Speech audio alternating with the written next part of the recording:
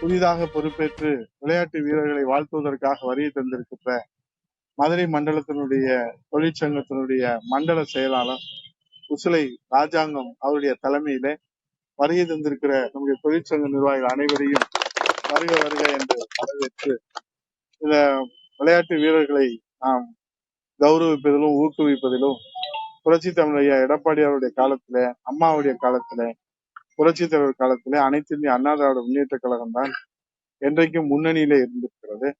அந்த வகையிலே தான் வெற்றி பெற்றவர்களை ஊக்குவிக்கின்ற வகையில் அவர்களுக்கு இந்த ஊக்கத்தொகையும் கௌரவிக்கின்ற விழா நடைபெற்றிருக்கிறது என்பதை தெரிவித்துக் கொண்டு, நாளைய தினம் நம்முடைய அனைத்து இந்திய அண்ணா திராவிட முன்னேற்ற கழகத்தினுடைய தேர்தல் அறிக்கை குழு நாளைய தினம் நம்முடைய சேம்பர் ஆஃப் காமர்ஸ்ல நேரிலே 10 பேர் கொண்ட குழுவும் அந்த மதுரை மண்டலத்துக்கு உட்பட்ட மாவட்டங்கள் மதுரை, திண்டுக்கல், தேனி, விருதுநகர், சிவகங்கை, ராமநாதபுரம் உள்ளிட்ட மாவட்டங்களை சேர்ந்தவர்களும் அதிலே பங்கேற்று விவசாயிகள், பொதுநல அமைப்புகள், மாணவர்கள், தொழிலாளர்கள், தொழில் முதலீட்டாளர்கள் தங்களுடைய கருத்துக்களை தெரிவிக்கலாம் என்பதை இந்த நேரத்தில் இதை ஒரு அழைப்பாக நம்முடைய தேர்தல் அறிக்கை குழுவினுடைய தலைவர்,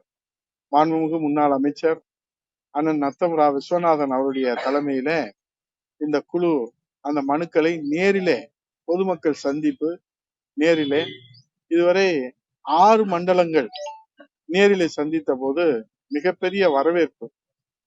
நம்முடைய பொதுச் செயலாளர், வருங்கால முதலமைச்சர் புரட்சி தமிழர் ஐயா எடப்பாடி அவருடைய வழிகாட்டுதலோடு 6 மண்டலங்கள், சென்னை மண்டலம், அதற்குட்பட்ட நாடாளுமன்ற பகுதிகள், அதை தொடர்ந்து வெள்ளூர் மண்டலம், அதிலே பார்த்தீர்களானால் பத்திரிகையாளர்கள், படித்தவர்கள், விவசாயிகள், முதலீட்டாளர்கள் என்று நேரிலே வந்து அண்ணா திராவிட முன்னேற்ற கழகத்தில் தங்களுடைய கோரிக்கைகளை கொடுக்கின்றார்கள். அதில் 2 விதமான முக்கியத்துவத்தை நாம் பார்க்க முடிந்தது.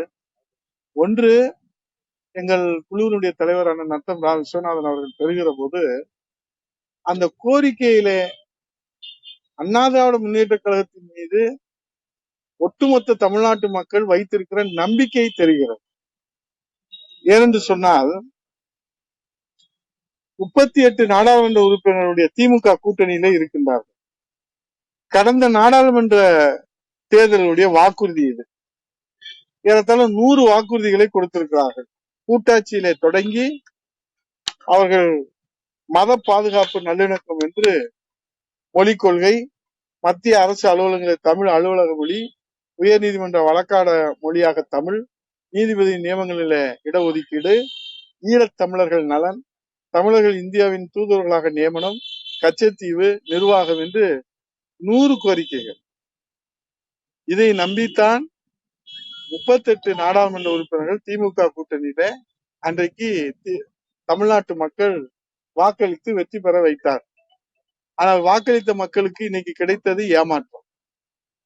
அவருடைய நம்பிக்கை வீண் போயிருக்கிறது, சிதறடிக்கப்பட்டிருக்கிறது, சிதைக்கப்பட்டிருக்கிறது.